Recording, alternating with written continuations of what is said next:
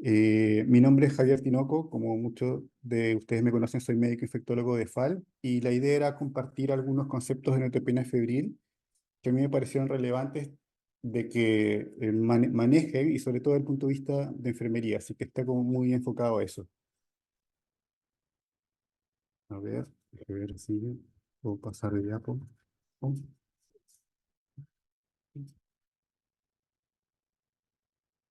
ahí sí.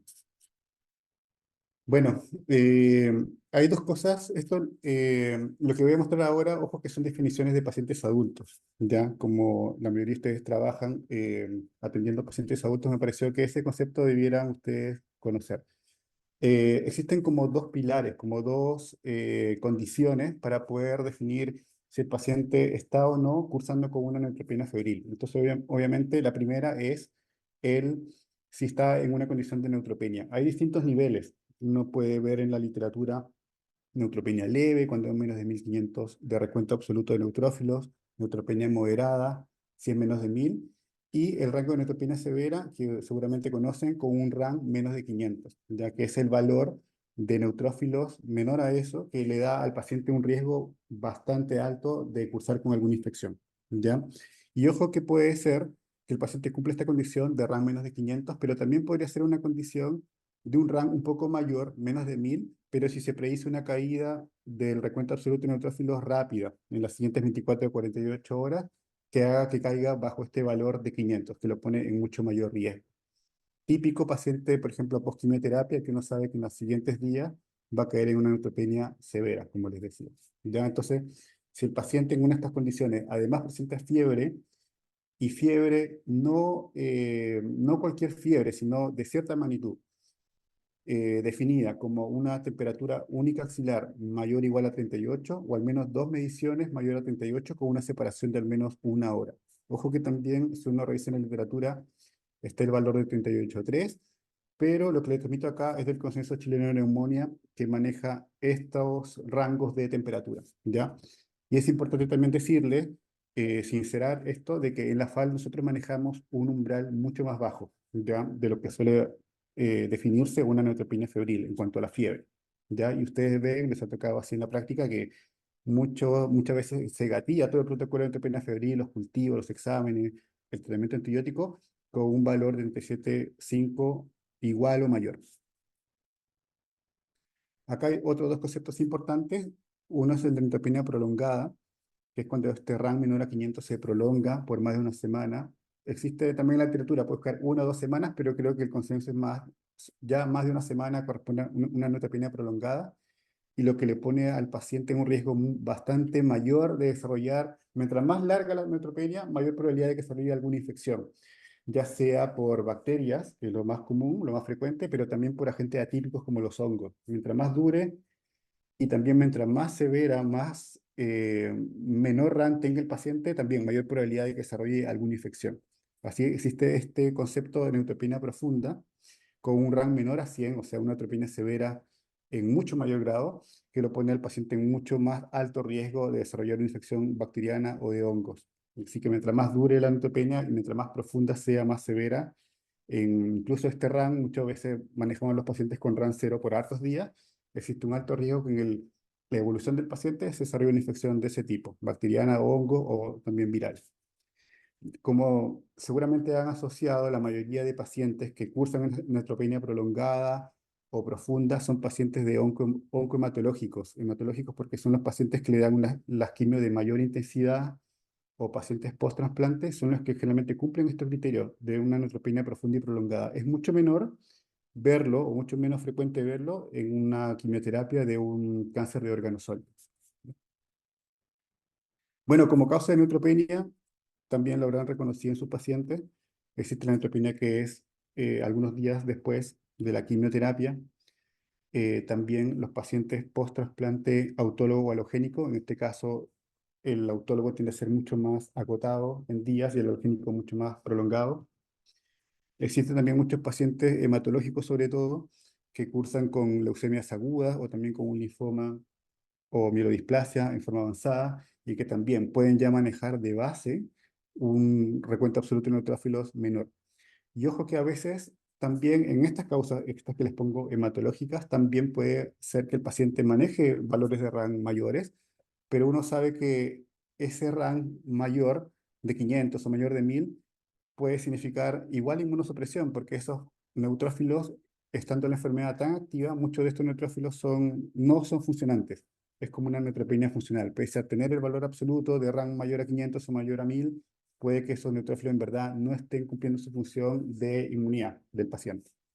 Esto sobre todo se ve en los debut de los pacientes que ingresan por primera vez o trasladados de otros centros para iniciar su quimioterapia. Por ejemplo, eso pasa muy común en la FALP. Y ojo, esos son los que le marcan el cuadro, los pacientes, las causas de neutropenia que uno mayormente ve en sus pacientes hospitalizados, pero existen muchas otras causas. Y existen infecciones virales agudas, como la mononucleosis, que puede provocar también cuadros de neutropenia, medicamentos, enfermedades autoinmunes que estén activas, radioterapia, déficits nutricionales y incluso también causas congénitas, ¿ya? Desde temprana edad que la pueden producir. La fiebre, ojo que no todas son infecciones. Uno está bien que asocie, porque estos pacientes son de muy alto riesgo y sabe que en cualquier momento de su evolución pueden desarrollar una infección, pero ojo que la fiebre eh, no siempre eh, refleja una infección, ¿ya? Y ustedes van a reconocer que en muchos pacientes puede producirse fiebre secundaria a la administración de medicamentos, ¿ya? Se me viene a la mente, por ejemplo, un esquema de quimioterapia con citarabina y uno sabe que el paciente se hace fiebre inmediatamente después de la administración y se relaciona temporalmente, lo puede adjudicar a eso. O post-transfusiones, o con alguna enfermedad tromboembólica que el paciente haya desarrollado, un TEP, una trombosis venosa profunda.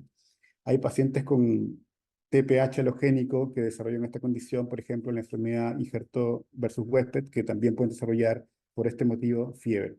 Y muchas veces también, como saben, la leucemia, el linfoma pueden ser causa de fiebre per se. Entonces, un paciente que todavía no está en tratamiento y que tiene algunos diagnósticos puede presentar fiebre por este motivo sin necesariamente presentar una infección. Ya por eso muchas veces en algunas conductas, en algunos médicos, de esperar, de observar un poco de evolución del paciente para tener mayor claridad de si realmente se justifica o no iniciar un tratamiento antibiótico y cultivar al paciente. Ya es porque existen también estas otras causas. Bueno, factores de riesgo para infecciones ya habíamos nombrado la neutropenia, que mientras más severa sea, mientras menor sea el recuento absoluto de neutrófilos, mayor el riesgo de infecciones para el paciente. También, mientras más se prolongue, existen esquemas de quimioterapia que puede durar mucho tiempo el paciente en neutropenia. El trasplante halogénico también, mucho tiempo de duración de la neutropenia, y eso lo pone en un riesgo mayor. La mucositis, secundaria a muchas quimioterapias, también, sobre todo la mucositis severa, grado 3, grado 4, lo expone al paciente como perder una barrera natural, ¿ya? De la mucosa. Entonces, puede que en algún caso de estos pacientes, las bacterias que viven, por ejemplo, en el tracto digestivo, puedan, al no tener esta barrera, pasar con mayor facilidad a la sangre y el paciente desarrollar fiebre, calofrío, una bacteremia, ¿ya? Este es un factor bien importante. Los dispositivos invasivos que el paciente maneja. Bueno, casi todos los pacientes de estas condiciones oncohematológicos tienen catéter venoso central de distintos tipos. Todos tienen riesgo de infección, tal vez algunos más que otros según si se está manejando en ese momento o no, pero el catéter convencional transitorio, los reservorios, los PIC, todos tienen ese riesgo, ¿ya? El ambiente, habrán escuchado que para estos pacientes es muy importante evitar construcción o remodelaciones de manera cercana porque predispone a que desarrolle una infección fúngica por hongo. Entonces, todo esto, si está presente en la planta física, en el ambiente hospitalario, lo expone a un mucho mayor riesgo. La planta física inadecuada tiene que ver con eso también. Por ejemplo, un paciente que de estas condiciones que uno maneje en una habitación compartida o individual sin manejo del aire, eso obviamente lo pone en mucho mayor riesgo de que estuviese el paciente, por ejemplo, en un ambiente protegido, como lo vamos a ver más adelante, con presión positiva, filtro EPA, etc. ¿Ya? Todos estos factores pueden hacer que el paciente en su evolución de la neutropenia en ese periodo crítico desarrolle una infección. Ya, acá vamos a hablar de un concepto que seguramente tienen más familiarizado, que lo ven muchas veces escrito ahí en el diagnóstico, en la evolución de los pacientes en su registro, que es la NFAR, que es aquella neutropenia febril de mayor riesgo, de alto riesgo, porque se anticipa que esa neutropenia del paciente va a ser de forma anticipada va a ser prolongada, porque es un paciente, por ejemplo, post-trasplante o recibe una quimioterapia de alta intensidad, como los pacientes de hematología, o va a ser profunda. El paciente se va a manejar con un RAM menor de 100 o incluso cero por varios días después de esta quimioterapia. Y ojo, que puede ser que el paciente no cumple en ese minuto la condición de un RAM menos de 100, tenga, por ejemplo, 300 o 200, pero si el paciente se presenta en malas condiciones, en el momento de su evaluación, por ejemplo, hipotenso, taquicárdico, comprometido de conciencia, mal perfundido, signología abdominal, etcétera, ese paciente, a pesar de cumplir ese requisito, también va a catalogar por su condición clínica como un paciente con neutropenia febril de alto riesgo.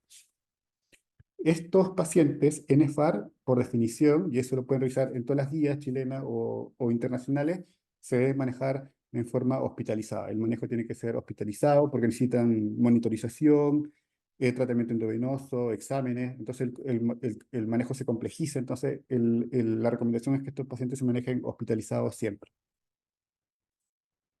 Y existe esta sigla que tal vez la conocen menos, es la neutropenia febril de bajo riesgo, que es aquel episodio de neutropenia febril, pero que no cumplía las condiciones o criterios anteriores. Ya estos pacientes, uno en teoría los podría manejar en forma ambulatoria, con incluso tratamientos antibióticos orales, pero en este caso es muy importante el seguimiento y los controles del paciente, que sean bastante estrictos, porque podrían también en algún momento de su evolución agravarse. Ya yo le diría que en mi experiencia esto es bien excepcional. Los pacientes que están con quimioterapia, a no ser que sea una situación muy controlada, generalmente se manejan hospitalizados, ¿ya? Pero uno lo puede leer y lo puede revisar. Existen algunas condiciones bien precisas, exactas de algunos pacientes que se podrían manejar en forma ambulatoria, pero el paciente tiene que estar obviamente muy estable. Yo acá quería de- decirles como algo más conceptual. La gran mayoría de infecciones de los pacientes con neutropenia febril las podemos caracterizar como endógenas, ¿ya?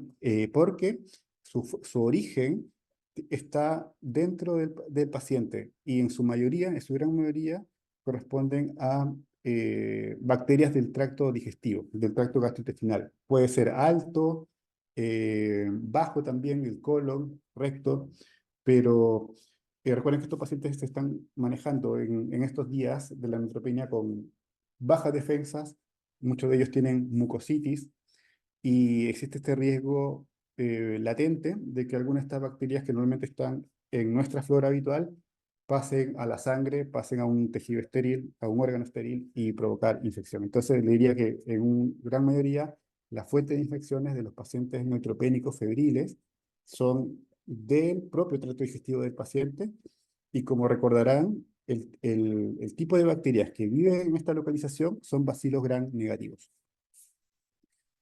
Y existen también otros tipos de infecciones que son más bien exógenas, que pueden venir de la piel o de la instalación de dispositivos invasivos o del aire, como hablamos en el caso de los hongos, por ejemplo, el aspergillus, por la vía respiratoria del paciente, que también pueden presentarse en un paciente con neutropenia, ¿ya?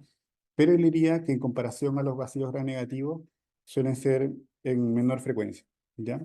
Están ahí como recordatorio las propagas gram positivas de la piel, el estáfilo, el estreptococo, generalmente tienen esa localización, infectar los catéteres, tienen esa capacidad, y están los hongos que en verdad puede ser los pergiros u otro hongo ambiental, el que podría afectar a un paciente inmunosuprimido.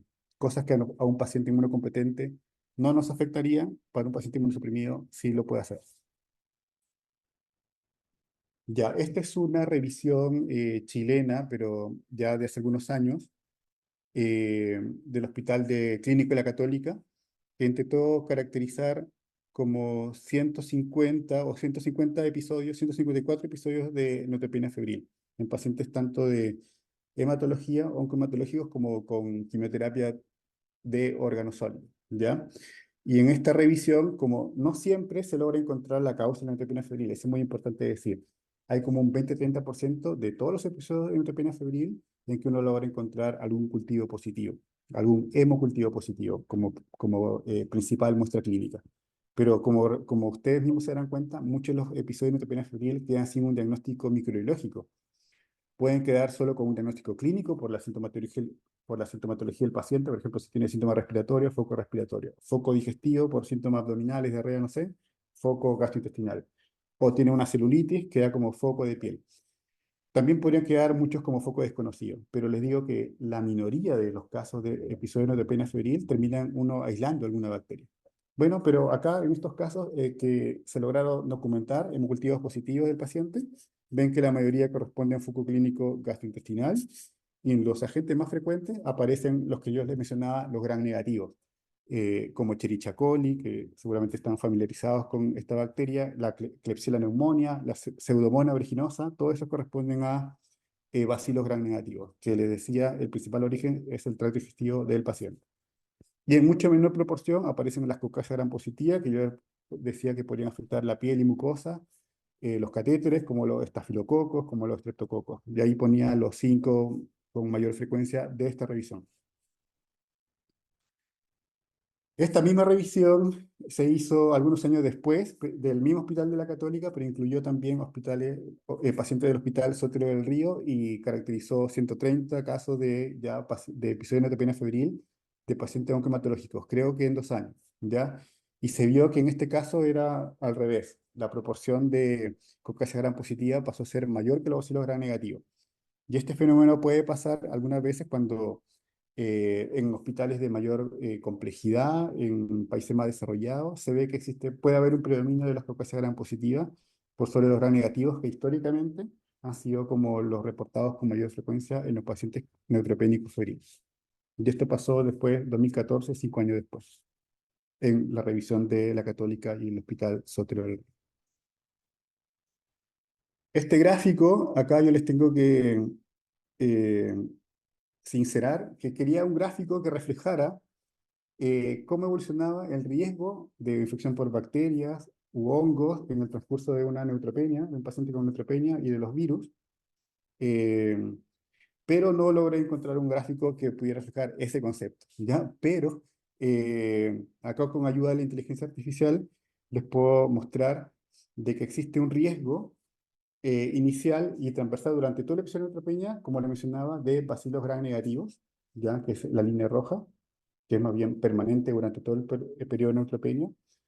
Un riesgo también de bacterias gram positivas, sobre todo en los primeros días por producto de los procedimientos invasivos, eh, la instalación de catéteres, la colonización también por estas bacterias muchas veces se da en los primeros días.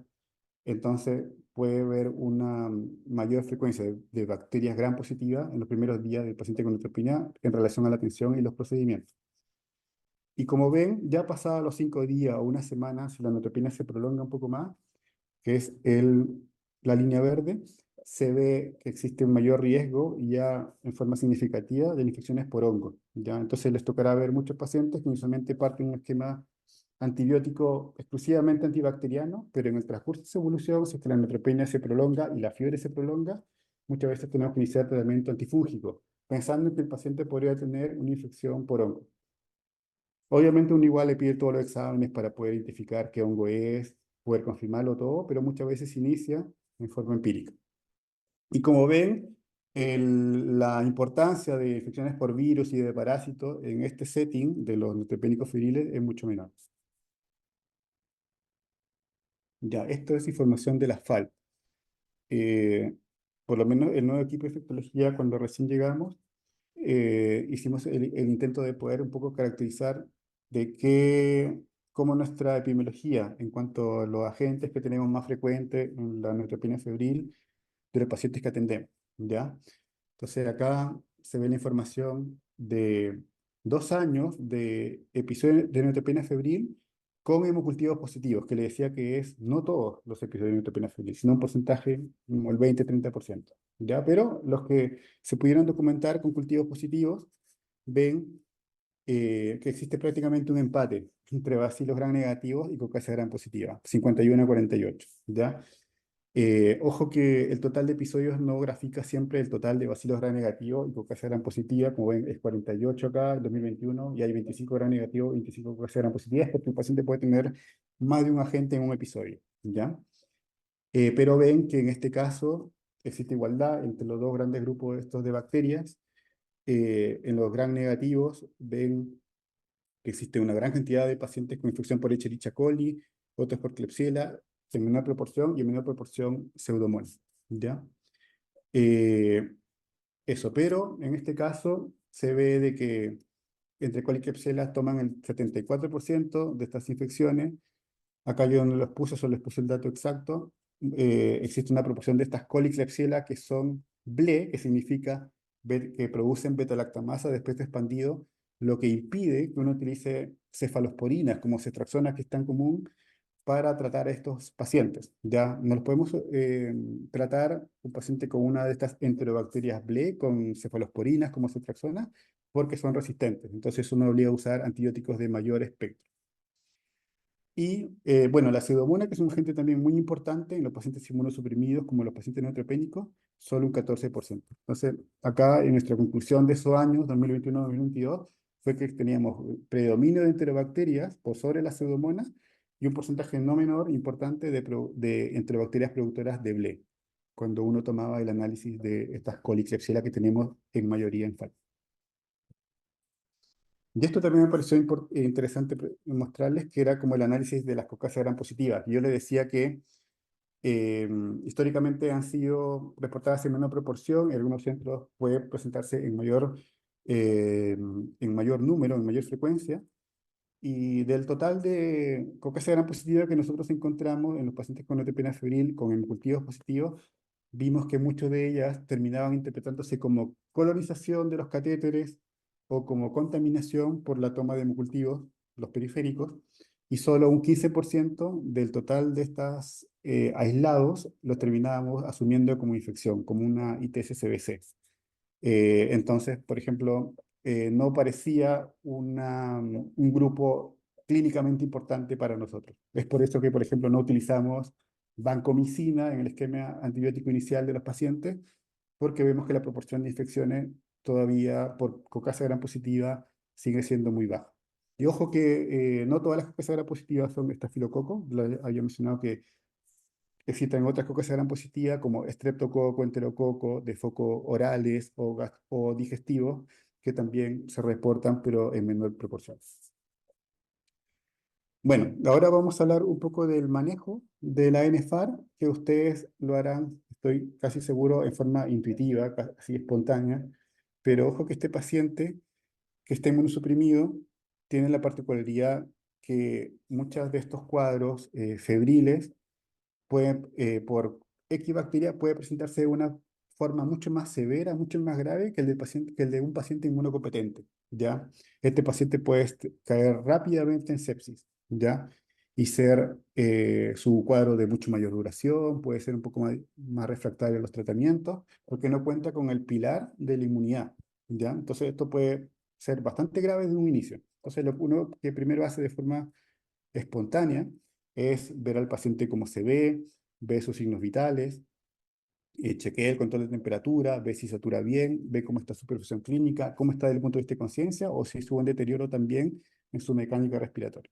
Entonces ahí vienen obviamente las primeras medidas que seguramente le indica el médico residente o el médico tratante del paciente, que es volemizarlo, manejar la temperatura, muchas veces el paciente está con calofrío, indicar petidina, apoyarlo con oxígeno, y dar algún medicamento para control de la temperatura u otro medicamento por las náuseas, los vómitos, lo que el paciente tenga de sintomatología, obviamente. Eh, Acá yo les pongo, porque muchos son de manejo general, algunos scores de riesgo que permiten valorar el riesgo del paciente en cuanto a su probabilidad de desarrollar complicaciones o de fallecer, ¿ya? Uno de ellos muy conocido es el MAS Score, que eh, está, digamos, publicado del año 2000 y que valora al paciente en cuanto a la severidad de sus síntomas, si el paciente presenta hipotensión o no, si tiene una enfermedad pulmonar crónica, el tipo de cáncer que padece, si está en un nivel de deshidratación que requiere la reposición de fluidos, si la fiebre se desarrolló de manera ambulatoria o ya el paciente hospitalizado y también su edad. Y todo eso da un score y es al revés de lo que uno pensaría. El mayor riesgo lo da aquellos pacientes que tienen menor puntuación. En este caso, Los pacientes con menos de 21 puntos son los que uno considera de alto riesgo y debiera manejar como lo mencionamos, por definición, hospitalizados. ¿Ya? La idea del score, de haberlo desarrollado, fue poder ayudar al clínico si el paciente podía manejarse de forma ambulatoria como una angioedema febril de bajo riesgo o si cumple alguno de estos criterios de manera hospitalizada de alto riesgo con todo lo que eso significa. ¿Ya? Existe también este otro score. El MAS score se desarrolló para pacientes hematológicos, pero el CISNE score perdón, el MAS score para pacientes hematológicos y de órganos sólidos, tumores de órganos sólidos. Y el CISNE score casi exclusivamente para pacientes con cánceres de órganos sólidos, ¿ya? Y también evalúa el performance status del paciente, si el paciente desarrolló hiperglicemia producto de la sepsis, si el paciente tiene una enfermedad pulmonar o cardiovascular crónica, si tiene mucositis o si tiene un grado de monocitos menor a 200. eh, este sí es más intuitivo porque mientras mayor porcentaje le da al paciente, es mayor riesgo, lo pone en una categoría de mayor riesgo. Y en este caso, aquellos pacientes que tienen mayor igual, ojo que ahí hay un error, es mayor igual, no solo mayor igual a 3 puntos, es el que uno considera mayor riesgo y debiera manejar en forma hospitalizada. ¿Ya? Mayor o igual a 3 puntos le significa, por ejemplo, en este score, al paciente mayor probabilidad de presentar inestabilidad hemodinámica, falla de órganos, ingresar a la UCI y también de mortalidad, como el MAS score. Bueno, acá, luego de que el paciente recibe sus primeras medidas iniciales del médico, las primeras indicaciones, obviamente nos faltan los exámenes para poder evaluar al paciente en su conjunto. Muchas veces manejamos el hemograma o recuento hematológico del día. Si no lo tenía presente al inicio, digamos, del episodio del paciente, muchos terminan solicitándose parámetros de inflamación que pueden servir. Se ha discutido mucho, si en verdad, su utilidad en los episodios de neutropenia febril, pero podrían ayudar al clínico, al médico, a ver cuán alterado está y después hacerle seguimiento al paciente, si hubo una respuesta al tratamiento, al manejo que se le entregó, cuando uno los ve que van en descenso. Ve si tiene alguna falla orgánica, ve la función renal, el perfil bioquímico, la prueba hepática. Si el paciente lo ve muy comprometido, mal perfundido, le podrían pedir un ácido láctico, también para evaluar esa perfusión también de manera más objetiva. Y acá les menciono un examen clave que ustedes también reconocen bien, seguramente lo han tomado muchas veces, que son los hemocultivos, que es como pilar en el manejo de neutropenia febril, porque él decía que muchos de estos cuadros no logramos encontrar el agente causal infeccioso y la mayor herramienta que tenemos para poder encontrarlo, casi exclusiva, son los hemocultivos. Tanto la orina, por ejemplo, infección urinaria en estos pacientes, si se habrán dado cuenta, es muy infrecuente, la orina completa por la ausencia de neutrófilos rara vez se refleja como inflamatoria, urocultivo positivo, la casuística que tenemos es muy baja y para los pacientes neutropénicos febriles también muy infrecuente desarrollar un cuadro de ITU. El panel ofilorey respiratorio es solo según sospecha, no todos los pacientes, según la época del año obviamente, pueden tener un episodio de neutropenia febril producto de estos virus respiratorios o agentes respiratorios, pero no es lo común. Y las imágenes, como se habrán dado cuenta, muchas veces se piden también si el paciente focaliza en alguna parte y no siempre de regla. Muchas veces el paciente, solo si persiste febril después de algunos días, es cuando ya el clínico le pide imágenes para evaluar el foco, pero no siempre se piden de entrada. Así que ahí uno lo va evaluando si realmente lo requiere al inicio del manejo del paciente o lo solicita después, según la sospecha, según cómo evoluciona el paciente. ¿Ya? Pero lo que no puede faltar son los hemocultivos. Yo les ponía 2 a 3 sets, que es un concepto que no manejamos en FAL, pero ¿qué me refiero con un set de cultivo? O tal vez lo manejan algunos de ustedes porque trabajaron antes en otros centros, pero un set se refiere a 20 ml de sangre. Estoy hablando de pacientes adultos porque en pediatría varía según el peso del paciente, la cantidad de sangre que se debe obtener, pero en adultos es 20 ml de sangre obtenidos de una misma punción y repartidos en forma equivalente en 2 frascos de hemocultivos, en 2 viales. Y eso es un set, eso es un hemocultivo. Entonces la recomendación, si revisan cualquier guía clínica de neutropenia febril de este manejo, es por lo menos contar con 2 a 3 sec de hemocultivos del paciente neutropénico febril, ¿ya? Si el paciente tiene catéter, que es la mayoría de los casos de estos pacientes, la recomendación es en forma ideal poder contar con los hemocultivos de todos los lúmenes del paciente, ¿ya? Del tipo de catéter que él tiene. Y eso agregado a por lo menos 1 o 2 sec por vía periférica, ¿ya? Eh, pero como le mencionaba, esto puede ser muy variable de acuerdo a lo que cada centro hospitalario tenga como protocolo o normativa, ¿ya? Por ejemplo, esto se está revisando en FAL. Se suele pedir un frasco por cada punción de 10 ml y después otro periférico de 10 ml, una nueva punción, un nuevo frasco. Pero la idea es, como pueden revisar en las publicaciones de este tema, es de manejar el concepto de los sets. Ya acá hay dos conceptos importantes. No esperar un tiempo definido entre cada punción, sino antes se decía, o como tienen del pregrado tal vez, el concepto de esperar 30 minutos para tomar el nuevo set de hemocultivos en sitios distintos, pero acá la idea es no esperar, sino tomarlo de forma, digamos, consecutiva, así seriada. O no esperar tampoco del alza térmica algún tiempo definido para el toma de hemocultivo. Una vez que se presenta y se activa el protocolo, la idea es tomarlo lo antes posible, con la mayor prontitud posible.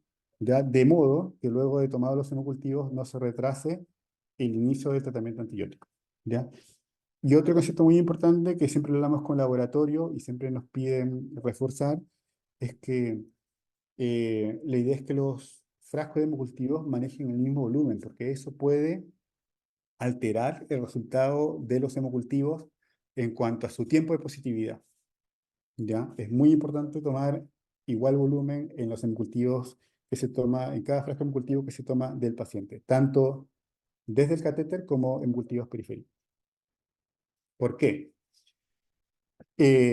Hay dos grandes formas, en verdad hay tres, pero yo les puse dos para simplificar un poco la vida, para diagnosticar ITS-CBC, ya que es un foco importante que muchos de estos pacientes presentan, pero muchos de estos pacientes, la forma de hacer diagnóstico de una ITS asociada al catéter es de que es la metodología de tiempo diferencial. Cuando uno ve positivos, los hemocultivos de arrastre centrales, por lo menos con 2 horas o más anticipación respecto a los periféricos, es cuando uno puede decir, el foco de esta bacteriemia del paciente, con seguridad, con muy alta seguridad, más del 90%, proviene del catéter venoso central. Entonces, como les decía antes, si uno maneja distintos volúmenes, puede que este tiempo se vea alterado y no poder cumplir este tiempo diferencial que hace sospechar que la infección del paciente pueda venir de este origen. Si se retira el catéter venoso central, que yo diría que es la minoría de los casos en forma inicial, bueno, ahí el diagnóstico se hace un poco distinto, sino uno lo que deberá hacer, si sospecha esta infección desde el catéter, es cultivar la punta del catéter y tomar hemocultivos periféricos, como le mencionaba, 1 o 2 sets, y si tanto el cultivo de la punta del catéter como los cultivos periféricos desarrollan el mismo agente, entonces uno hace el diagnóstico de que el paciente tenía el catéter infectado, ¿ya? Y esa infección del torrente sanguíneo provenía de ahí.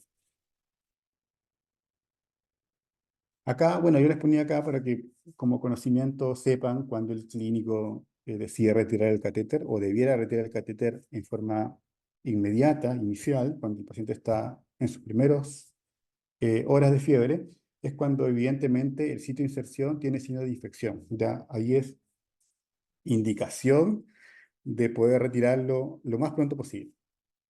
Si el paciente se presenta grave, inestable hemodinámicamente de un inicio, también lo que uno debería hacer es indicar el retiro del catéter. Pero hay otras condiciones en que uno indica el retiro del catéter durante la evolución del paciente. Puede que se haya presentado estable, la inserción se veía bien, pero si el paciente se presenta ya en la evolución, febril a los 3 días, a las 72 horas, vemos que desarrolla una complicación infecciosa más importante, como una endocarditis o una tromboflebitis séptica o una espondilodicitis, no sé, ya también, obviamente, ese catéter debe ser retirado. Y también hay ciertos agentes en los cultivos que ya condicionan al clínico, indican al clínico de que también el catéter debe ser retirado, porque si no, la bacteriemia va a ser difícil de resolver. De ahí hay agentes como el Staphylococcus aureus, la Pseudomonas aeruginosa, los hongos, de que en todos estos casos uno debiera retirarlo sí o sí, una vez aislado el agente y reconocido, ¿ya? Hay otros agentes que son un poco más condicionales en las guías, como el enterococo y los otros gram negativos, en que uno debiera considerarlo también, con una alta recomendación. Ya, el inicio del tratamiento antibiótico para nosotros es crucial, ya, porque este paciente, como le decía, inmunosuprimido, puede desarrollar rápidamente una sepsis severa o un shock séptico. Entonces, la idea es que el tiempo entre el control o el primer pic febril y el inicio de la antibioterapia no pase más de una hora, que se parece mucho al manejo del bundle de sepsis que ustedes conocen también. Eh, Acá les puse un punto, una observación mía, porque que hemos conversado con algunas enfermeras, de que también cuando el paciente, no al inicio del tratamiento antibiótico, sino algunos días después, y uno decide escalar el tratamiento, porque el paciente sigue febril o viene comprometiéndose, también este inicio de antibióticos, nuevo esquema antibiótico, debiera ser rápido, ¿ya? Y también ojalá no pasar más de una hora desde que se ejecute el cambio, porque el paciente podría también comprometerse más, ¿ya? Cuando uno escala en antibióticos.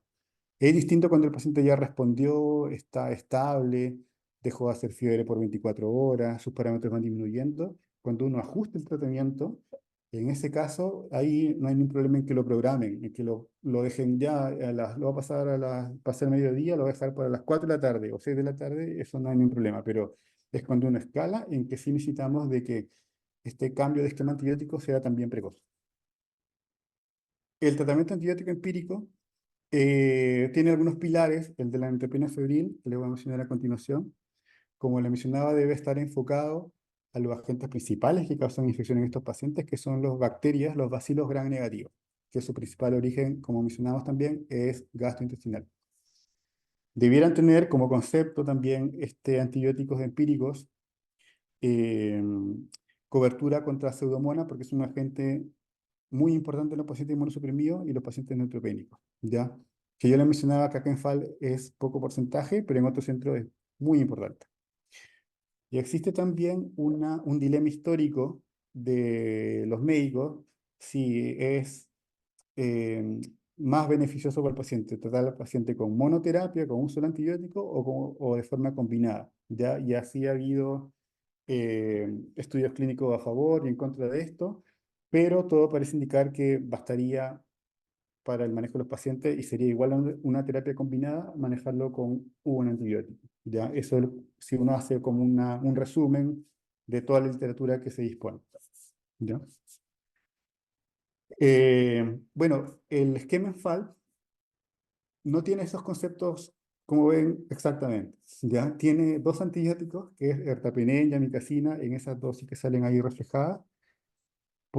Y este está sustentado en dos cosas que yo ya les mostré hace unas diapos atrás, de que no tenemos una tan alta frecuencia de Pseudomonas aeruginosa y nuestro principal problema son las enterobacterias productoras de BLE.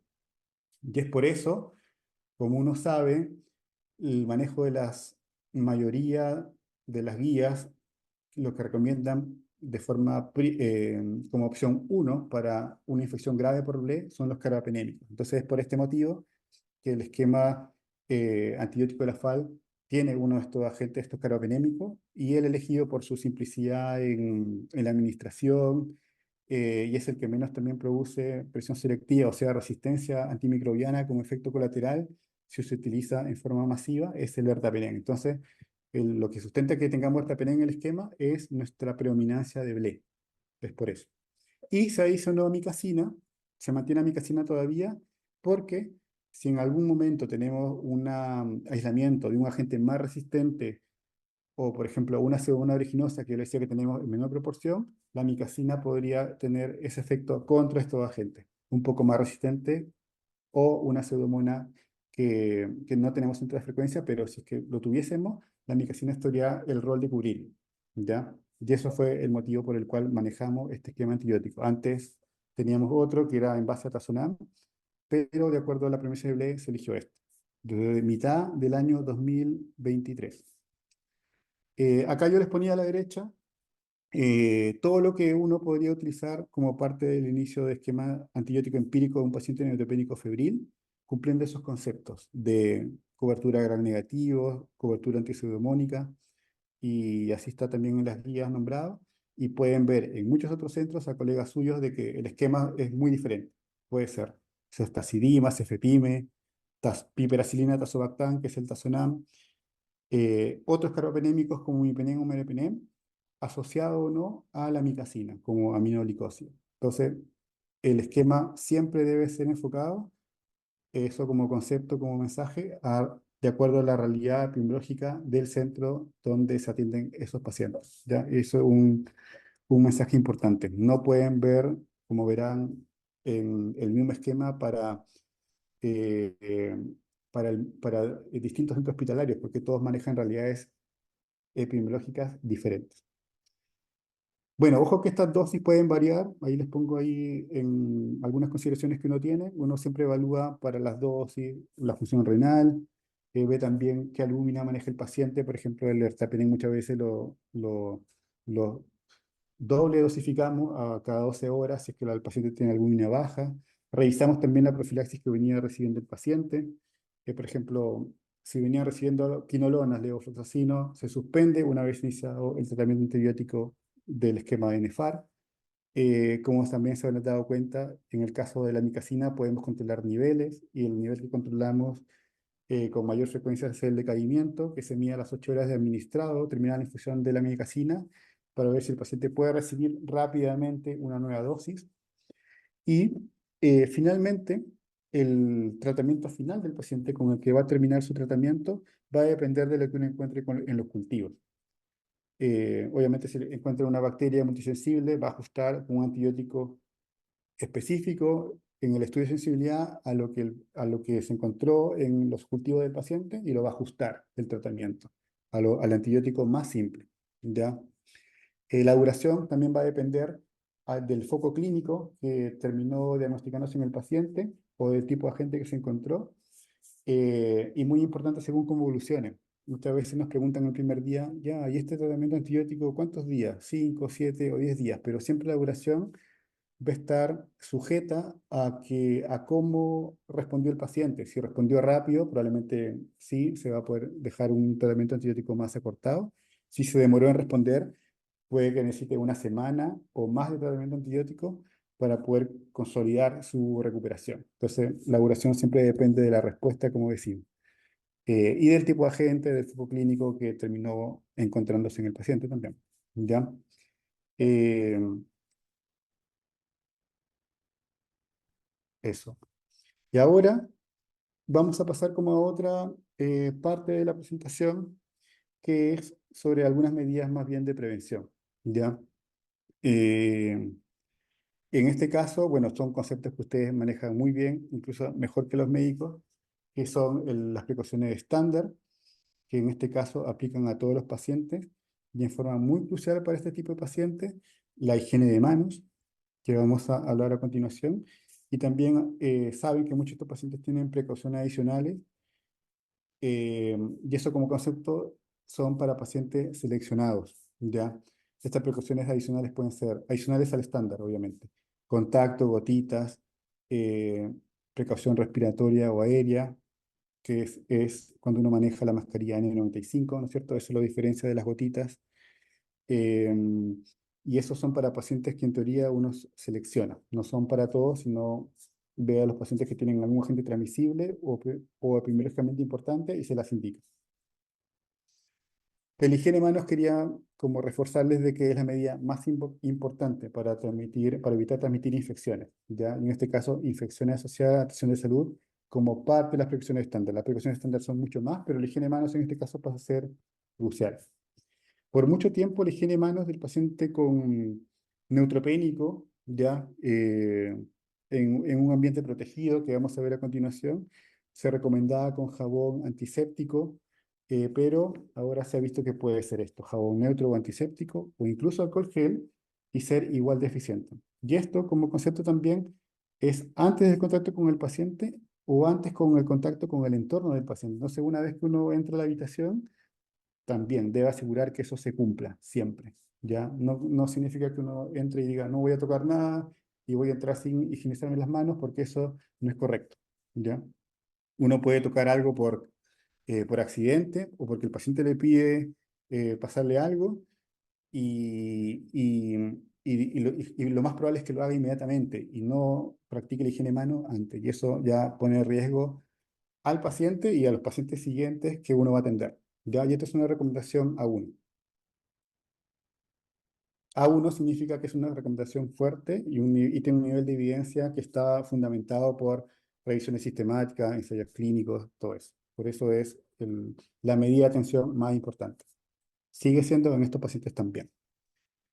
Un punto muy importante en la atención del paciente, como mencionaba, existe el riesgo de los hongos, mientras la neutropenia se prolonga por mayor tiempo, existe ese riesgo potencial. Entonces, un objetivo fundamental de la atención del paciente es poder manejar el aire, controlarlo de forma de poder remover el aire contaminado con agentes infecciosos y minimizar el riesgo de que el paciente los pueda contraer, pueda ser transmitido a través del aire de algún agente patógeno, especialmente hongos, por su condición de paciente vulnerable, como neutropenia. ¿Ya? Entonces, un punto muy importante es el manejo del aire en los pacientes.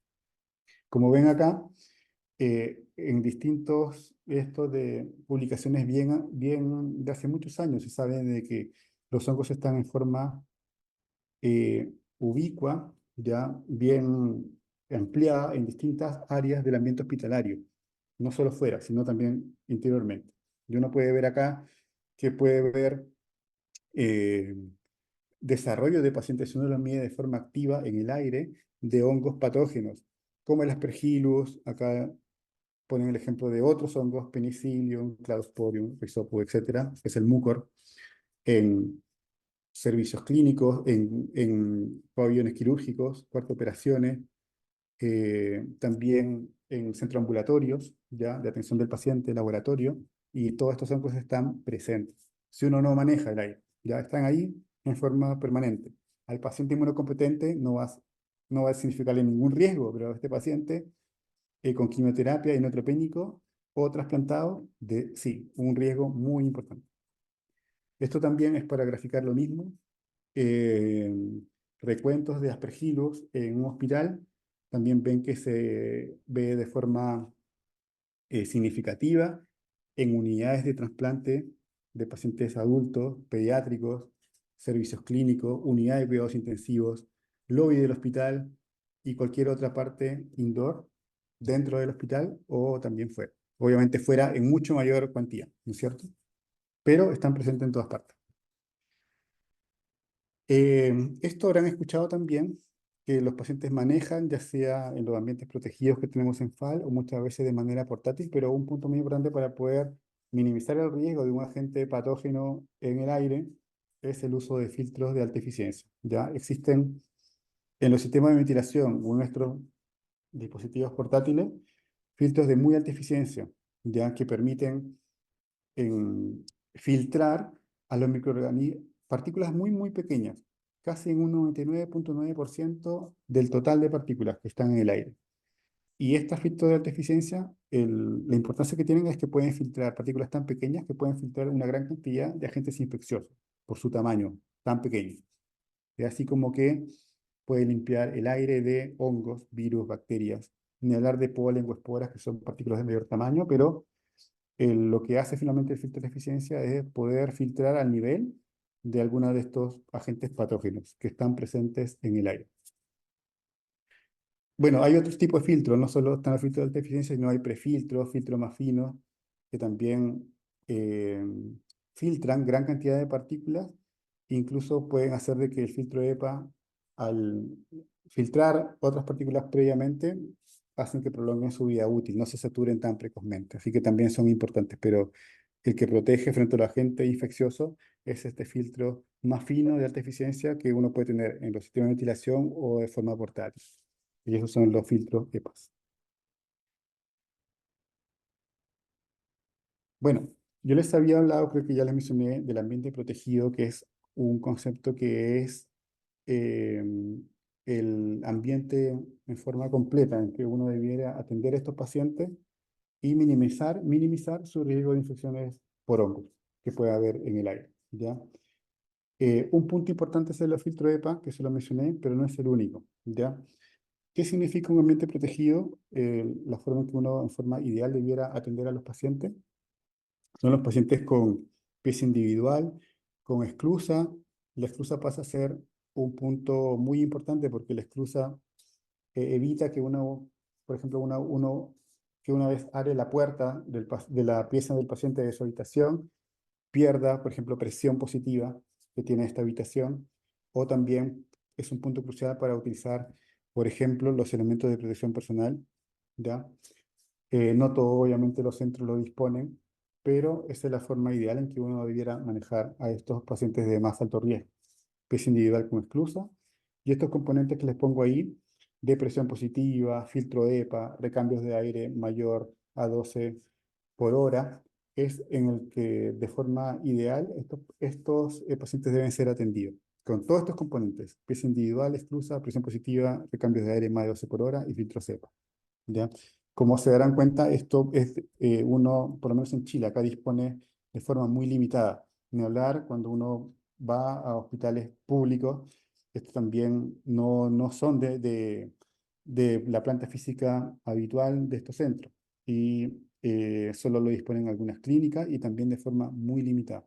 Y eso no pasa en la Falti, contamos con algunas unidades, pero en otras unidades, habitaciones individuales, tenemos que solo disponer de filtro de paz portátiles, como alguna medida para mejorar el aire, pero que no es completo. El flujo laminar es otro punto. El flujo laminar se refiere a que el aire pasa de una dirección a otra en forma laminar no turbulenta, porque se supone que el aire turbulento hace que se acumule en microorganismos. Pero esto es opcional, no siempre se logra. ¿Qué cosas son muy importantes en el manejo de un ambiente protegido en este tipo de habitaciones? Obviamente mantener las puertas cerradas, minimizar la generación de polvo al mínimo, para eso se utilizan mopa o traperos húmedos exclusivos de la habitación, piso y paredes lisas que se puedan lavar y limpiar, obviamente evitar construcción de remodelaciones cercanas. Si se hacen este tipo de trabajo en el centro hospitalario, revisar muy bien los sellos o barreras físicas, minimizar obviamente el tiempo de estadía de los pacientes, que no siempre se puede hacer, pero esa es como la idea. Si el paciente sale de su habitación por X examen o X procedimiento que se deba hacer y está en esta condición de riesgo de neutropenia o inmediatamente post-trasplante, uso de mascarilla N95 para el paciente de manera de filtrar el aire que puede estar en contacto con él durante ese traslado. Acá les ponía, según el nivel de evidencia de cada uno de estos componentes, cuán importante era para prevenir infecciones que pueden transmitirse por el aire, ¿ya? Como ven, según todos tienen su nivel de evidencia, el más importante, según el tipo de paciente, son los filtros EPA y los recambios de aire, ¿ya? No menor eh, importancia, pero no dejan de ser importantes la presión individual y la presión positiva. Eso, ojo que esta recomendación de ambiente protegido y manejar al paciente está súper bien fundamentado en la literatura para el trasplante de médula ósea halogénico y un poco menor proporción en el trasplante de médula ósea autólogo, que tenemos ya por años en FAL, y la neutropenia prolongada. Igual nosotros velamos y se hace el esfuerzo siempre con los enfermeros, el equipo de IAS, de poder manejar a todos estos pacientes con un ambiente protegido o filtro de EPA portátil por lo menos. Otra condición, que acá no lo puse acá porque un poco se desvía un poco de los pacientes del tipo de pacientes que manejamos, son algunos trasplantes de órganos sólidos que también se benefician de ambiente protegido, como por ejemplo los trasplantes de pulmón. Ya, acá hay un concepto muy importante que puede ser un poco contradictorio a lo que actualmente hacemos, pero existe un concepto de muchos años, del año 70, que es el aislamiento protector, que es el uso del paciente, es la atención del paciente en una pieza individual y con elementos de protección personal. Pero eso se sabe que es similar a la atención habitual que hacemos los pacientes. No hay una diferencia en AUCA en cuanto a infecciones, eh, complicaciones que hagan que el paciente pase a UCI, mortalidad. El uso de elementos de protección personal puede ser un plus en la atención de los pacientes, ¿ya? Pero lo más importante que va a evitar que desarrollen infecciones es el control del aire, el control que yo le mencionaba del ambiente protegido con todos sus componentes, ¿ya? Y no en sí el elemento protector. En FAL se ha hecho como una combinación de ambas cosas. Está el paciente en su unidad, con control del aire, los que no pueden disponer con filtro de vapor portátil, y además utilizan elementos de presión personal. Pero tienen que tener como concepto de que lo que está demostrado de que los va a beneficiar en cuanto a menor riesgo de infecciones es el manejo como tal, como vimos, como ambiente protegido, ¿ya? El uso de EPP es como un plus adicional y así se ha protocolizado y de forma institucional se ha definido así y eso es normativa de IAS. Y por lo menos por ahora no tengo entendido que se vaya a modificar. Y como ven, existe la precaución protectora que tiene todo esto, ¿ya? El uso de mascarilla, guantes, eh, la pechera, el delantal. Y eso pasa a ser como alguna vez lo conversamos con ella, una manera de, por ejemplo, lo que nosotros tenemos en nuestra vestimenta delantal pasa a ser de riesgo. Entonces, como una barrera adicional a lo que nosotros podemos tener en la ropa con la cual vestimos, se utilizan por encima los elementos de protección personal, ¿ya? Pero es una medida que, por ejemplo, en otros centros podrían no ver utilizada, ¿ya? Así que no se extrañe si es que si visitan otro centro o conversan con otros colegas, cómo es la atención de los pacientes de este tipo en otro hospital o en otra clínica, puede ser sin EPP y eso no necesariamente está malo porque eh, no se ha visto de que los EPP sean tan fundamentales en prevenir infecciones. Acuérdense de que dijimos de que la gran mayoría de infecciones de estos pacientes provenían de forma endógena o del tracto digestivo gastrointestinal del paciente o en el caso de los hongos a través del aire y para eso uno hace el control del aire. Pero el OPP es una medida adicional, pero que no podría no utilizarse en otros casos. Otro punto importante de la atención del paciente, que también lo deben manejar muy bien, y el equipo de nutrición lo sabe así, es que el agua del paciente siempre debe ser hervida o envasada, como se utiliza en todos los pacientes. Cualquier otra agua podría ser de riesgo y se han reportado brotes al respecto, pero siempre agua envasada es lo que debiera consumir el paciente. Lo mismo que los alimentos. Existe la controversia de los alimentos deben ser cocidos crudos o cocidos, pero parece ser mucho más razonable y mucho más seguro y no fácil de implementar que todos los alimentos sean cocidos, inmediatamente cocidos o envasados por lo menos, y eso pueda recibir el paciente. No cosas crudas. Eso a un paciente inmunocompetente, inmunosuprimido con mayor razón, podría ser de riesgo. Esto ya lo mencionamos así someramente, el piso mobiliario que debe ser lavable, fácilmente lavables, no se pueden utilizar alfombra en la habitación del paciente, no están permitidas flores o plantas naturales, podrían ser fuente de hongos también. Las mascotas no están permitidas, yo creo que eso se está revisando porque mucho en el periodo de neutropenia obviamente no pueden recibir mascotas o perros de terapia, pero en muchos otros lugares, muchos otros centros se está empezando a implementar como parte de la terapia del paciente recibir a su mascota o perros terapeutas pero no inmediatamente en el periodo de neutropenia del paciente, eso sí podría ser riesgoso. Juguetes, por ejemplo, en el caso de los niños, deberán ser de manejo individual y fácilmente lavados, ¿ya? Esto es importante en los niños, no tenemos ENFAL, pero muchas de estas unidades oncohematológicas están llenas de juguetes. Y para terminar, acá quería mostrarles lo que estamos haciendo como equipo de infectología, también con farmacia clínica y laboratorio clínico, el esfuerzo que estamos haciendo de poder caracterizar nuestra neutropenia ferida. Yo les mostraba algunos datos 2021-2022, pero la idea es caracterizar nuestros pacientes en un periodo mayor de tiempo. Eh, y se está haciendo este proyecto de poder nosotros, esto no lo hacen ustedes, lo hacemos nosotros, el equipo de farmacia, de ver todas las características del paciente con neutropenia febriles y las características de la atención en sus episodios. Eh, ¿Dónde estuvo hospitalizado?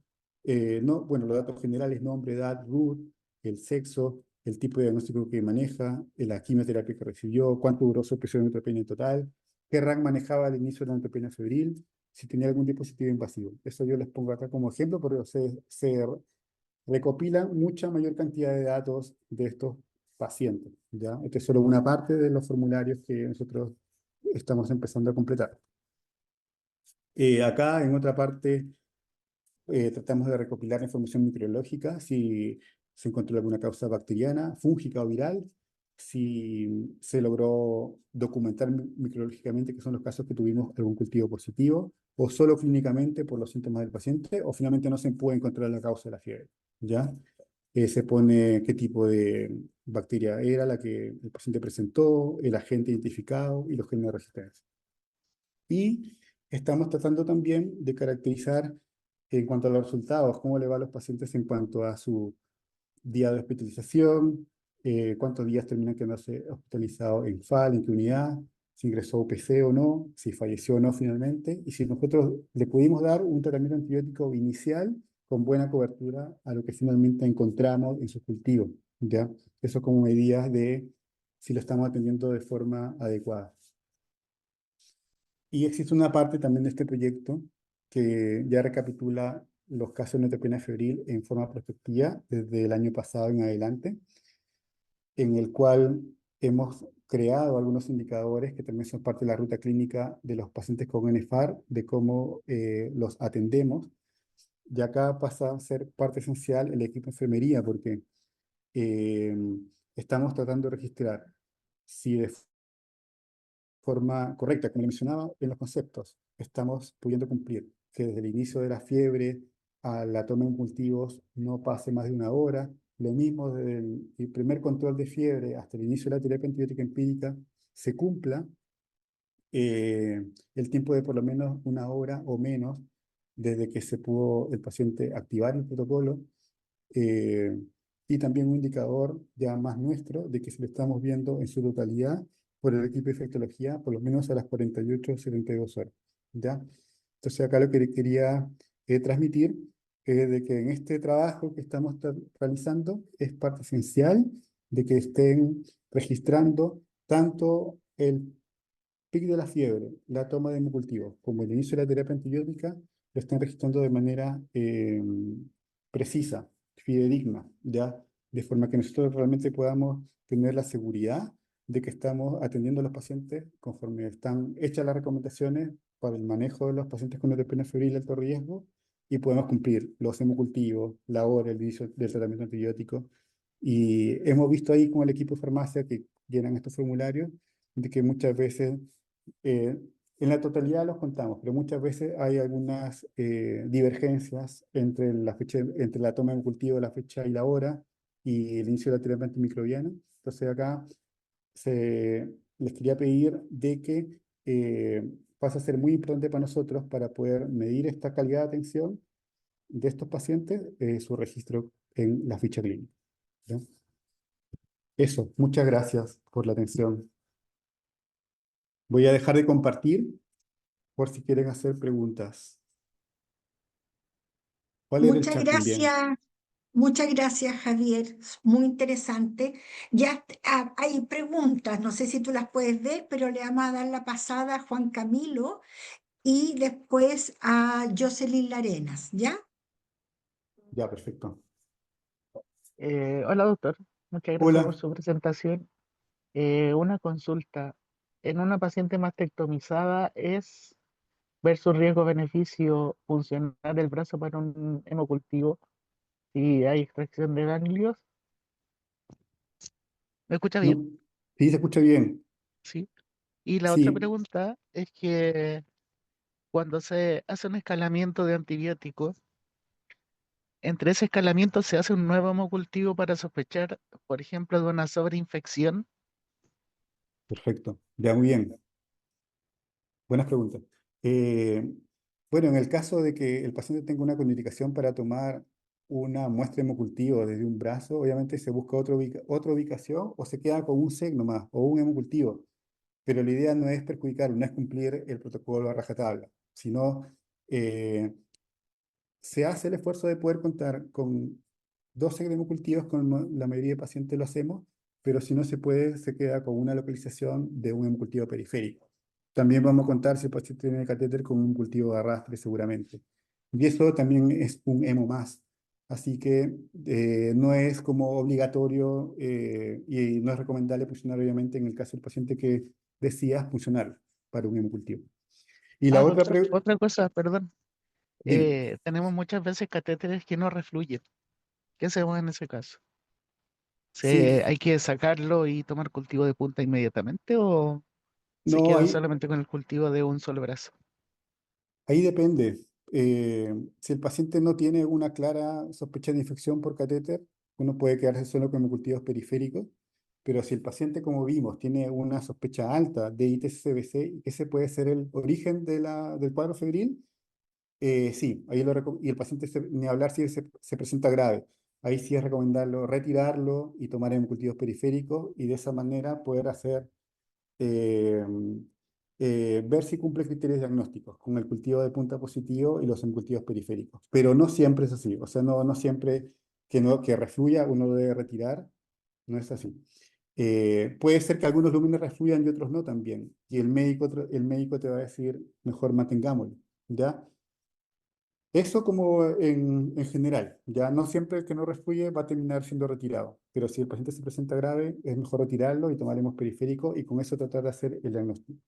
Pero te digo de mi experiencia, el catéter que no refluye, en que uno está medio sospechoso que pueda estar infectado, que ese puede ser el origen de la fiebre del paciente, suele ser muchas veces que el catéter esté infectado. Puede ser un signo más, digamos, de que si está disfuncional, puede que también en mayor frecuencia esté también, sea un foco de infección. Entonces, ni hablar si no te refluye nada. Si no refluye ninguno de los lúmenes, y el catéter no está cumpliendo su función, obvio que hay que retirarlo, ¿ya? Pero si hay algunos que refluyen y otros no, y el clínico cree que es más conveniente mantenerlo y su sospecha no es tan alta, como la pregunta que hacía, uno lo puede mantener y no es 100% obligatorio retirarlo. Me habías hecho otra pregunta, pero Sí, recuérdamela. la otra pregunta es, cuando hacen escalamiento Ah, de antibióticos, si hacen un hemocultivo nuevamente por sí. sospecha sobre infección. Sí, una vez que uno decide escalar el tratamiento antibiótico, el paciente sigue febril, obviamente, sí, y se han pasado 48, 72 horas, se vuelve a pedir un nuevo CD de hemocultivo y escala. Y eso no solo en los pacientes neutropénicos febriles, sino en cualquier otro tipo de paciente, no neutropénico febril. Eh, en UCI, por ejemplo, cada vez que el paciente vemos que no responde a la terapia, sigue febril, ya pasaron 2 o 3 días del tratamiento antibiótico, antes de escalar, es totalmente recomendable volver a cultivar. Gracias, doctor. Jocelyn, tienes la palabra. Hola doctor, muchas gracias por la Hola, presentación. Mucho gusto, mi nombre es Jocelyn. Voy a hacer una consulta. Yo trabajo harto con neutropenias febriles, trabajo en el servicio de hematología del Frique, así que es algo que vemos constantemente. Y la verdad es que tengo tres preguntas, perdón. está bien. Sí, mire, la primera, que, bueno, las dos últimas me surgieron ahora con la conversación que tuvo con el colega. La primera es de qué depende de si se deciden 48 o 72 horas para rehemocultivar y cambiar el antibiótico. Esa es la primera pregunta. Si quieres, vamos de a una para que no se olvide. Ya. Eh, Mira, depende ahí del criterio del médico, en verdad, pero si el paciente ves que se compromete, yo no voy a esperar tal vez 72 horas o más en volver a cultivarlo y escalar en tratamiento antibiótico. Si veo que sigue febril en la misma magnitud, va comprometiéndose más, probablemente a las 48 horas ya decida escalar y nuevos cultivos. Pero si veo que está febril, pero todavía estable, eh, no se ha ido comprometiendo, está la misma forma en que lo vi en forma inicial, en la primera evaluación, realmente le dé un poquito más de chance, le dé 72 horas, 96 horas, y espere, ¿ya? Pero en verdad, esas 48 o 72 horas depende de la evaluación clínica. Si lo ve muy comprometido, lo va a hacer lo antes posible. Si lo ve un poquito estable, con algún grado de respuesta, puede que lo estire un poco más y ya diga, pucha, voy a esperar 3 o 4 días y lo voy a volver a cultivar y voy a cambiar el tratamiento. Pero va a depender de cuán grave lo vea. Perfecto. Muchas gracias. La otra pregunta que tengo es con respecto al tema de el retiro del central. Lo que pasa es que nosotros igual trabajamos con un infectólogo constantemente. De hecho, el infectólogo va a hacer visitas prácticamente, bueno, casi todos los días y si no día por medio. Entonces me pasó en una conversación que también preguntamos por el tema del central y él nos dijo que en verdad, independiente de que el paciente si ya está neutropénico, si un catéter hay una rama que no refluye, ya se toma como un catéter disfuncional, que por lo tanto podría ser un potencial riesgo y podría llegar a ser un potencial en el fondo foco de infección, porque algo es lo que está ocurriendo ahí y eso puede ser en el fondo caldo de cultivo de. Entonces ahí me entró la duda porque igual es como un poquito contradictorio, entonces, ¿en qué se basan a que puede ser o no puede ser riesgo? O cómo finalmente lo tomamos ahí. Obviamente sabemos que depende de la norma que tiene cada centro y de la instrucción que tienen los infectólogos, pero ahí no sé si hay un poquito más como de respaldo de evidencia. No sé si me puede ayudar con eso. Y no, yo diría que en verdad es solo de experiencia, Ya. de ver pacientes, pero yo también digo, si no hay si el catéter está disfuncional, no tiene ningún motivo, incluso sin fiebre, de estar ahí instalado, ¿ya? La duda queda cuando hay algunos lúmenes que fluyen, unos refluyen, otros no, en que el médico necesita el catéter y no tiene opción de otro acceso venoso rápido para seguir los tratamientos, el paciente está estable, puede considerar mantenerlo, ¿ya? Eso no, nadie puede decir, lo tiene que sacar porque hay un lumen que no refluye, ¿ya? Pero en mi experiencia, si hay algún catéter que yo sospeche que podría estar infectado porque lleva, no sé, 3 semanas y la inserción no se ve tan buena y no refluye, yo digo que sí, ese catéter con alta probabilidad sí está infectado y lo va a pedir retirar al tiro, ¿ya? Pero te digo que en verdad los catéteres que no refluyen o que están bien disfuncionales, en mi experiencia terminan confirmándose en gran proporción que están infectados, ¿ya? Ya. Si el paciente lo veo sin fiebre, está estable o febril, estando estable, puede ser ya aceptable que el clínico quiera mantenerlo, pero no quiere decir que siempre lo tenga que sacar, ¿ya? Mm, Yo como infectólogo trato de que la mayoría de catéteres efectivamente se retiren porque mm, mientras menos esté invadido el paciente es mejor. sí. Pero si también entiendo al clínico que necesita seguir al tratante sus terapias y uno trata de mantenerlo, puede esperar, pero si veo que está totalmente disfuncional y el paciente sigue febril y no tengo otro foco que lo explique, se lo voy a pedir sacar. Ya. ¿Ya? Ya. Entonces, netamente, claro, según funcionalidad y el riesgo del paciente. Ya. Y lo último es con respecto a los hemocultivos, porque en la diapositiva que salía, ¿cuántos hemocultivos se tomaban? Decían que eran dos hemocultivos periféricos, para un set, dos hemocultivos periféricos, pero de una punción. Sí, Bueno, también, no sé, desde la universidad y también se ha mantenido, nosotros generalmente tomamos, claro, uno de cada brazo y ahí sacamos el primer set, pero en el fondo de una punción distinta cada una. Entonces, oh, primera vez que lo escucho así, entonces me quedé como un poquito en shock, no sé sí, si... veo que tienes un concepto distinto, pero Mm, un set es siempre una punción, una punción, dos frascos, ¿ya? ujú. Es decir, eso cuenta como un hemocultivo, ¿ya? Pero un set, por definición, ahí lo puedes revisar, es siempre una punción, dos frascos, y otro set es una punción en una ubicación distinta, dos frascos, ¿ya? Ah, ya. El set no pueden ser ubicaciones diferentes, ¿ya? Eso sí te lo puedo confirmar. Entonces sí o sí habría que tomar de una punción, sacar dos frascos, y si por ejemplo me piden, no sé, hemocultivos por dos, yo tendría que tomar dos sets, o sea, 20 y 20 por así decirlo, sacar dos frascos, dos frascos. Exacto, Ah, exacto, estupendo, ya, ¿ya? súper. Pero es muy importante que el centro lo tenga protocolizado así. Claro. Yo tomo para mi sospecha de ITCBC o el paciente con cualquier otro, o sin catéter necesariamente, ya, de que un hemocultivo significa un set. Y ojo que para nosotros esos mismos dos frascos siguen siendo un hemocultivo, ¿ya? Ya, Lo que pasa es que mientras más volumen uno agregue, uno sabe, es mejor rendimiento del examen. Tiene claro. mayor probabilidad de encontrar Mm. algún cultivo positivo. Hace mucho Pero sentido, está bueno en todo caso, que no lo había escuchado nunca, entonces igual podría traer la propuesta al centro, porque claro, a veces pasa mucho que los pacientes siguen full fiebre, revisan los hemocultivos, a los 5 días siguen negativos, no encontrar foco, entonces si hay más chance de pillar un hemocultivo positivo con eso, creo que igual sería una buena implementación. Así que muchas sí, gracias. pero sí, el set es siempre una misma punción y dos frascos. Y en Para total, dos como dices frascos. tú, son 20.000. Súper. Muchas gracias. Doc, me quedó la duda, perdón por interrumpir. Eh, Dime, sí, Eso de los sets, porque también tenía la misma duda de Jocelyn. también tendría entendido que un set era un frasco, pero, por ejemplo, un set, dos frascos, un brazo, un set del otro brazo, más el de catéter serían tres sets. Exacto. O sea, serían dos sets más los centrales, digamos. Pero como decía tu compañera, eh, tienen un concepto distinto, pero si lo revisan, el set es dos frascos de una misma punción y otro set es otra punción en otra ubicación también con dos frascos. Y ese es como el concepto que se maneja en la literatura. Y la idea de tener 20 ml de una misma punción es poder mejorar un poco más el rendimiento, y tener mayor probabilidad de encontrar algún cultivo positivo. Y si tú le sumas a los hemocultivos de los centrales, los pacientes que tienen catéter, pueden ser varios frascos más.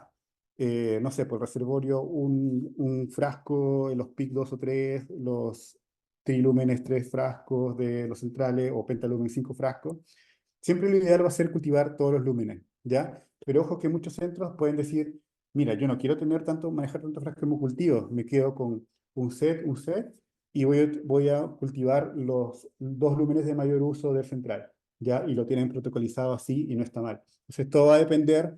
No quiero decir que uno sea incorrecto y otro incorrecto. Puedo decir lo que está descrito en la literatura que es mejor, pero cada centro es totalmente independiente de poder normar su forma de tomar hemocultivos como a les parezca más prácticos y mejor para los pacientes.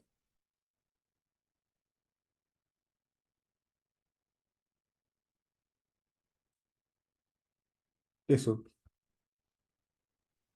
¿Alguien No sé más si tiene Muchas gracias, alguna doctor. pregunta? otra pregunta.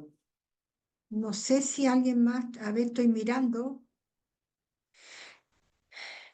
A mí yo tengo una duda, si bien no trabajo en esta área, pero hablaste de el volumen que sea lo más correcto para el frasco, ¿cierto? Pero Sí, de lo que yo recuerdo de mis tiempos es que estos frascos vienen al vacío y que toman la cantidad que necesitan y que uno no debe empujar más sangre de lo que le piden. O bueno, y si se queda corto, uno ya se dio cuenta si sacó 19 cc que se va a quedar corto. Entonces, más que nada es que uno saque el volumen que piden y el frasco toma lo que corresponde, ¿cierto? ¿O no es tan claro. así? Los vacíos no son tan buenos, a lo mejor, no lo sé. Sí, bueno, ahí desde el punto de vista técnico, ustedes seguramente manejan mejor y ven como la dificultad de poder obtener el volumen correcto en cada función, pero yo les digo que hay que velar por tener el mismo volumen. O sea, si verdad no se puede y se registra nomás. Yo puedo obtener 5 ml, 6 ml, y hemos tratado que el laboratorio también lo informe así, con el volumen de cada frasco, ¿ya? Pero la idea es de que siempre en todos los casos se vele de poder tener la misma cantidad en todos los frascos y que el ideal para adultos es 10 ml, porque de esta manera el tiempo diferencial con el cual diagnosticamos la ITS-CBC de los catéteres que se mantienen no nos va a haber afectado el diagnóstico. Vamos a poder hacer el, el mismo análisis de, este fue positivo 2 horas antes de forma correcta. Pero obviamente hay problemas técnicos, digamos, de la toma de las muestras que uno puede entender, y solo creo que en esos casos habría que registrar el volumen que se puede obtener en la punción, ¿no? Gracias. Bueno, tenemos abierto para alguna consulta, colegas. Ricardo, que te veo que prendiste cámara, está la Macarena. Hola. Yo tengo Eh, una duda, Perdón. perdón Ricardo, No, solamente comentar que, claro, bueno, yo trabajo en la UPC de FAL y tenemos como estandarizado, como dice el doctor, la cantidad de CC que colocamos por frasco, si bien estos vienen con un vacío, que es como la unidad recomendada, pero según también, muy en la práctica, se estableció que con 8 cc por frasco, más o menos nos da un rendimiento adecuado a nosotros. También muy enfocado en el tipo de paciente, ver el tipo de punción, obviamente es como lo ideal que intentamos, pero a veces nos ocurre que también hemos ido variando desde que el equipo de infectología que se consolidó más en la fundación, de la toma de solamente una rama del central, después a todas las ramas, un brazo, después, o sea, un set, después los dos sets. Pero lo práctico actual es que lo que más nos ha logrado estandarizar es 8 cc por frasco y partimos por, dependiendo del paciente, porciones periféricas para asegurarnos después que el volumen del central nos cuadre. Porque muchas veces nos vemos que, no sé, tomamos de los centrales los 8 cc y después no logramos funcionar. Entonces, habitualmente partimos por vías Oh, periféricas, después tiramos los centrales para que nos vayan cuadrando los volúmenes. perfecto, ya, buena observación. Sí, el laboratorio puso un rango de más menos 2, o sea, 10 más, o 10 más 2 o 10 menos 2 para ponerlo como, aceptarlo como correcto, ya en su estadística que lleva. Así que sí, es cierto, eso es el 8cc, con eso en verdad se cumple totalmente. Y claro, a diferencia de lo que uno pensaría por lógica de poder arrastrar primero los centrales y después tomar los periféricos, claro, uno puede ahí ver que no siempre se puede obtener el mismo volumen, entonces pasa a ser un problema. Pero la idea es que se tome los hemocultivos, digamos, la cantidad que uno pueda disponer en forma ideal para hacer los diagnósticos de la infusión por catéteres, pero a veces en la práctica no siempre se puede, y eso es verdad. No, no significa que tengamos que cumplir todo al 100% porque hay muchas veces que no lo vamos a poder hacer. Macarena, y Doc, yo después tenía una Jocelyn. duda, que lo escuché hablar del cultivo punta de catéter. ¿Ese se recomienda usarlo porque se supone que ya no lo utilizábamos, como no tenía mucho rendimiento? No sé en qué va actualmente. Ya, muy bien. Cuando se retira un catéter en alguien que no tiene sospecha de infección, no hay que mandar a cultivarlo, solo se elimina simplemente. No, eso es así, digamos. No se pueden cultivar catéteres de más porque eso puede motivar a que demos tratamiento de antibióticos de más, ¿ya? Pero si uno tiene una sospecha alta de ITS-CBC, de que ese puede ser el cuadro febril del paciente, y desea retirar el catéter como parte del tratamiento incluso, porque el paciente puede estar choqueado o inserción con signo inflamatorio es claro, hay de otra manera que es necesario retirar, y en esos casos sí, una forma de hacer diagnóstico y que todavía está en las guías es mandar la punta de catéter a cultivo más los cultivos periféricos, ¿ya? Pero eso sigue totalmente vigente como una herramienta diagnóstica más, que obviamente es en la mayoría de los casos, porque en la mayoría de los casos uno trata de velar de que se mantenga los centrales. Pero cuando se retira y la sospecha es alta, sí, cultive punta de catéter y hemos periférico de todas formas.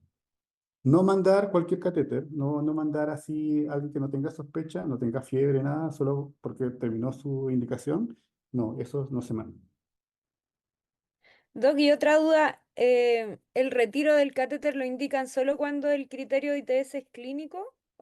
Porque hay dos criterios, el que es epidemiológico y Oh, el buena clínico. pregunta. Sí, o sea, nosotros manejamos los criterios clínicos, ¿ya? Pero ojo que IAS maneja otros criterios totalmente diferentes, no totalmente diferentes, pero bastante diferentes, que son criterios epidemiológicos que pone el Ministerio de Salud, ¿ya? Pero la indicación de retirar o no el catéter está fundamentado en los diagnósticos clínicos, el de las ITSA, el CDC, ¿ya? Que son criterios de los que yo le mencionaba, tiempo diferencial, punta y hemoperiférico con el mismo agente, esos son criterios clínicos. Pero IAS maneja otros criterios en base, solo digamos con fines de estadística y de ver la atención, el manejo de los catéteres en la institución. ¿Ya? Pero eso no significa que tengan que retirarlos por los criterios epidemiológicos. Los que nos basamos son los clínicos. Ya. Y la última pregunta que tengo es que si usted recomienda o qué opina sobre el baño con jabón de clorexidina en prevención de las infecciones ¿De catéter dices tú o de en general? catéter. Mira, está recomendado, si uno fuera así, puede revisar a la literatura, así, está recomendado para los pacientes con catéteres no centrales y que medía prevención de ITS-CBC, ¿ya?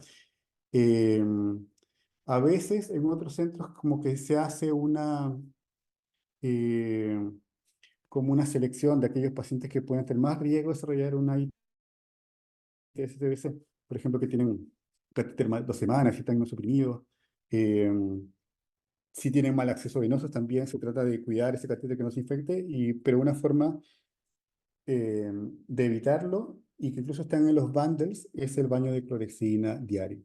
Es verdad. Y Gracias. podría ser a todos los pacientes que están con catéter. Claro, o los hematológicos, los trasplantes, como Sí, los de es más que riesgo. hay dos conductas. O es todos los pacientes, por ejemplo, con catéter de una UCI o un servicio. Ya, perfecto, listo. O podría ser de manera seleccionada este tipo de pacientes, como puede ser oncohematológico. Habría que Pero protocolizarlo.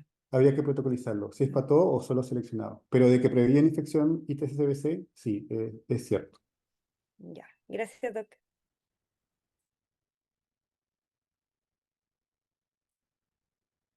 ¿Alguien más parece que quiso levantar la mano? Estamos aprovechando, Javier, Y está bien. todas las dudas, ¿ah? Eh, Aprovechen, colegas, ustedes que están en el área.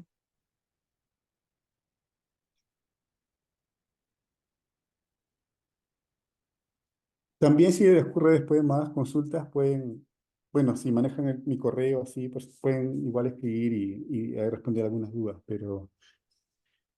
también le iba a mandar dos lecturas. Una es de, digamos, vimos los mismos conceptos en la presentación, que es del Consenso Chileno de Neutropenia Febril, que ve ahí todas las definiciones, incluso con más detalle de lo que yo les presentaba ahora.